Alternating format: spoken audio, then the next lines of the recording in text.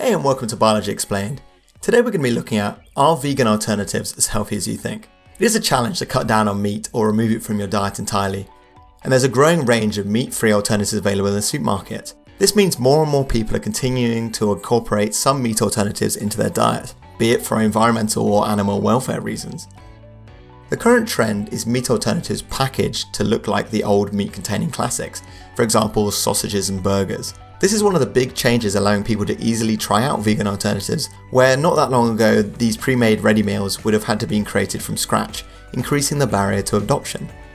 Now the question I often ask myself is that these foods are still ultra processed, are they not, even if they don't contain meat? Does this mean that they're still not good for me? I decided to investigate.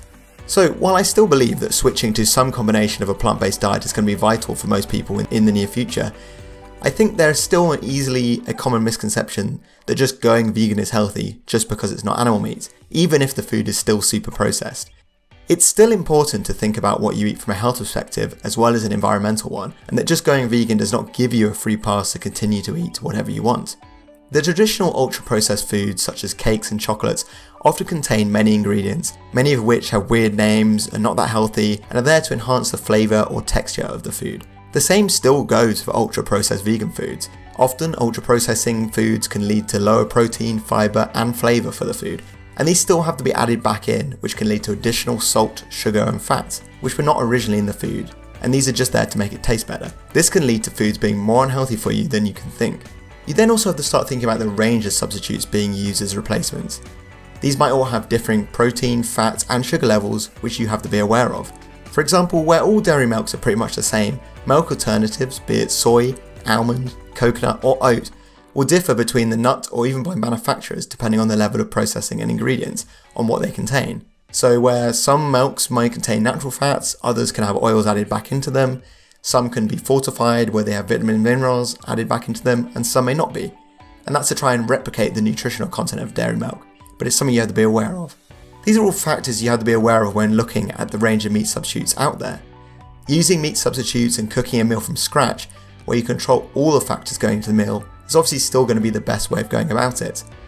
However, here are some quick considerations when looking at the pack of a super processed meat alternative and deciding whether or not you should buy it. Number one is to look where the protein source is from. Pea protein or bean protein in the ingredients list is great as a protein source, whereas if you see soy protein isolate or wheat gluten, it's better to avoid that if possible. The simpler ingredients the better. If you can recognise most of the ingredients on the list, this is a good sign. If you see long complicated names like methylcellulose, which is used as a thickener, or soy ligohemoglobin, which is a genetically engineered soy protein, it's probably better to avoid that one if there's a better option out there. Also, you can look at protein content. You want to be aiming for around 10 to 15 grams per ready meal to try and hit that 20 gram per meal mark that is recommended as your protein intake. You can also look at the saturated fats and sodium content. While often free of cholesterol, some meat substitutes can actually be higher in sodium and saturated fats than the meat, so check the labels. Try aiming for no more than 2,300 milligrams of sodium a day and less than 10% of your daily calories being saturated fat if possible. Or if this is all too confusing or annoying and you don't really want to have to do it every time you go and look at a vegan ready meal, you can always go with the classics, which might look less like meats but are probably more healthy for you.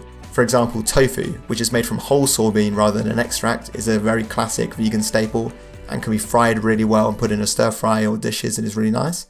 Or if you don't really like the squishiness of tofu, tempeh is made from whole soybeans again and is essentially fermented tofu, and this can often be tougher and chewier, more like chickeny kind of thing, and that contains lots of calcium, iron and manganese, and so it's pretty healthy for you.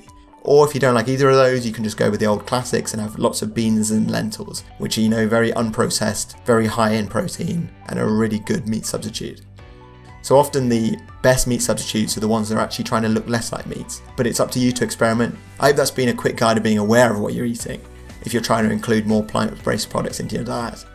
While processed vegan food is easy to get a hold of nowadays, and try, it's probably still not the healthiest thing in the world, which is the same true for processed non-vegan food as well. I just hope I've given you some tips on what to look out for in your next shop to try and get the healthiest meal possible, and it's something to just be aware of going into the future, as there's going to be more and more different types of vegan alternative products out there, that are not necessarily as healthy for you as you think they are. I hope that's been a good video. Please like and subscribe. Stay tuned for more videos. Thank you.